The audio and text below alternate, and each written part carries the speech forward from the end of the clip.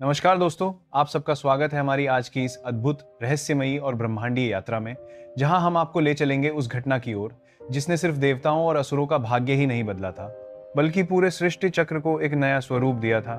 जी हाँ दोस्तों, हम बात कर रहे हैं इतिहास की उस एक घटना की जिसे ग्रंथों में समुद्र मंथन कहा गया है। आज हम जानेंगे कि आखिर समुद्र मंथन क्यों हुआ था, कब हुआ था, इसमें कौन कौन शामिल थे, किस तरह ये दिव्य प्रक्रिया घटित हुई थी और सबसे महत्वपूर्ण बात यह कि आधुनिक विज्ञान इस घटना के बारे में क्या कहता है। तो दोस्तों, तैयार हो जाइए एक ऐसी कहानी के लिए जहां इतिहास, पौराणिक रहस्य और विज्ञान एक साथ मिलकर एक ऐसा संसार रचते हैं जिसे समझना आसान नहीं लेकिन रोमांचक जरूर है। कथा शुरू होती है सतयुग के अंतिम चरण में, जब देवताओं का बल, तेज और शक्तियां लगातार घट रही थी। ग्रंथों की माने तो इसका कारण था यक्षी दुर्वासा का श्राप, जो देवराज इंद्र के अभिमान को देखकर दिया गया था। श्री दुर्वासा ने इंद्र को एक दिव्य माला दी थी, जिसे देवराज इंद्र ने लापरवाही से अपने हाथी के सूंड में डाल दिया और हाथी ने उसे पैरों तले कुचल दिया था। मेषी दुर्वासा के लिए यह अपमान था और उन्होंने क्रोध में आकर देवराज इंद्र को श्राप दे दिया कि देवताओं की समस्त शक्तियां क्षीण हो जाएंगी। इस श्राप के प्रभाव से देवता बीमार, कमजोर और लड़ाई के लायक नहीं रहे। असुरों ने तुरंत ही इस अवसर का लाभ उठाया और स्वर्ग पर आक्रमण कर दिया। देवता अपनी स्थिति से इतना कमजोर हो चुके थे कि वे असुरों से स्वर्ग भी नहीं बचा पाए थे और उन्हें भागकर हर दिशा में छिपना पड़ा था। इसी कठिन समय में देवताओं ने भगवान ब्रह्मा और भगवान विष्णु की शरण ली। भगवान विष्णु ने देवताओं को बताया कि उनकी शक्ति वापस पाने का एक ही तरीका है कि क्षीर सागर का मंथन, ग्रंथों में जिसे समुद्र मंथन का नाम दिया गया है। भगवान विष्णु ने बताया कि इस मंथन से अमृत निकलेगा और वही अमृत देवताओं को नई शक्ति देगा। लेकिन समुद्र मंथन केवल देवताओं के बस की बात नहीं थी, इसके लिए अत्यधिक शक्ति और सहयोग चाहिए था। इसलिए भगवान विष्णु ने देवताओं से कहा कि वे असुरों के साथ संधि करें और उन्हें वचन दें कि अमृत सभी को मिलेगा। देवताओं ने भगवान विष्णु के कहने पर असुरों से संधि की और समुद्र मंथन की तैयारी शुरू हुई। लेकिन समुद्र मंथन करने के लिए एक बड़ा बिलोना यानी एक मथनी और एक बड़ी रस्सी की जरूरत थी, जिसके लिए मथनी यानी बिलोना के स्थान पर एक विशाल पर्वत, जिसका नाम मंडराचल पर्वत था, को लिया गया और रस्सी के स्थान पर एक विशाल नाग, जिसका नाम वासुकी था, का इस्तेमाल किया गया। ये पर्वत बहुत विशाल था, जिसे देवताओं और असुरों के हजारों योद्धाओं ने मिलकर समुद्र में रख दिया था। लेकिन समुद्र में रखने के बाद उसके नीचे कोई बेस नहीं था और जिस वजह से समुद्र मंथन करना असंभव था, तब भगवान विष्णु ने अपने कच्छप अवतार यानी कछुए का रूप धारण किया और समुद्र के तल पर जाकर मंदराचल पर्वत को अपनी पीठ पर धारण कर लिया। ये अवतार स्वयं में एक अद्भुत प्रतीक है स्थिरता, धैर्य और ब्रह्मांडीय संतुलन का। रस्सी के रूप में चुने गए स्वयं वासुकी नाग को पर्वत पर लपेट दिया गया और डिसाइड किया गया कि देवता नाग की पूंछ की ओर खड़े होंगे और असुर नाग के मुंह की ओर रहेंगे। ये भी एक प्रतीक है कि असुर हमेशा सिर यानी अहंकार पकड़ते हैं और देवता हमेशा पूंछ यानी विनम्रता से काम करते हैं। मंथन शुरू हुआ तो पूरा समुद्र हिलने लगा। देवता और असुर दोनों पूरी ताकत से वासुकी नाग को खींचने लगे। जैसे जैसे मंथन बढ़ता गया, समुद्र के भीतर छिपी चीजें बाहर आने लगीं। सबसे पहले निकली हलाहल नाम की एक विष, जो इतना भयंकर कि उसकी विषैली ऊर्जा से पूरा ब्रह्मांड नष्ट हो सकता था।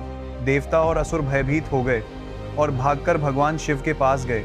उसके बाद भगवान शिव प्रकट हुए और उन्होंने उस विष को अपने कंठ में धारण कर लिया, जिससे उनका कंठ नीला पड़ गया। इसी कारण भगवान शिव को नीलकंठ कहा जाता है। अगर शिव वो विष न पीते तो समुद्र मंथन वहीं रुक जाता और हो ही नहीं पाता, पूरी दुनिया समाप्त हो जाती। इसके बाद एक एक करके 14 रत्न निकले, जिनमें माता लक्ष्मी, कामधेनु गाय, ऐरावत हाथी, उच्च ऐश्वर्वा घोड़ा, अप्सराएं, मदिरा, कौस्तुभमणि, धनवंतरी और अंत में निकला अमृत कलश, जिसके लिए मंथन शुरू किया गया था।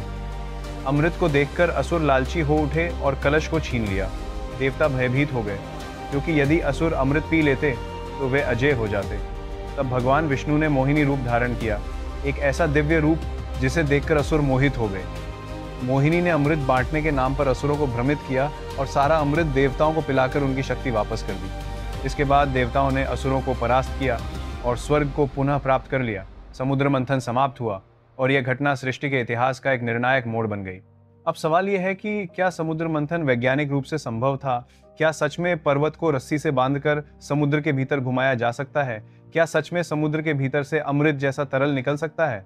या फिर ये एक प्रतीकात्मक कथा है जिसमें बहुत सारे वैज्ञानिक रहस्य छिपे हुए हैं? आधुनिक विज्ञान समुद्र मंथन को सीधे सीधे भौतिक घटना नहीं कहता, लेकिन इसे मिथकीय प्रतीकवाद, कॉस्मिक विज्ञान, भूगर्भीय गतिविधि और डीप सी हाइड्रोथर्मल एनर्जी के रूप में जोड़कर देखता है। वैज्ञानिकों का मानना है कि क्षीर सागर वास्तव में सामान्य समुद्र नहीं था, बल्कि ये ब्रह्मांडीय महासागर का प्रतीक है। यानी वैज्ञानिकों का मानना है कि पूरा ब्रह्मांड ही एक क्षीर सागर है, वो कॉस्मिक फील्ड जिसमें ऊर्जा, मैटर और एंटी मैटर लगातार चर्न होते रहते हैं। आज के वैज्ञानिक कहते हैं कि ब्रह्मांड एक निरंतर कॉस्मिक चर्निंग की प्रक्रिया से गुजरता है, जिससे तारे, ग्रह और नेबुला जन्म लेते हैं।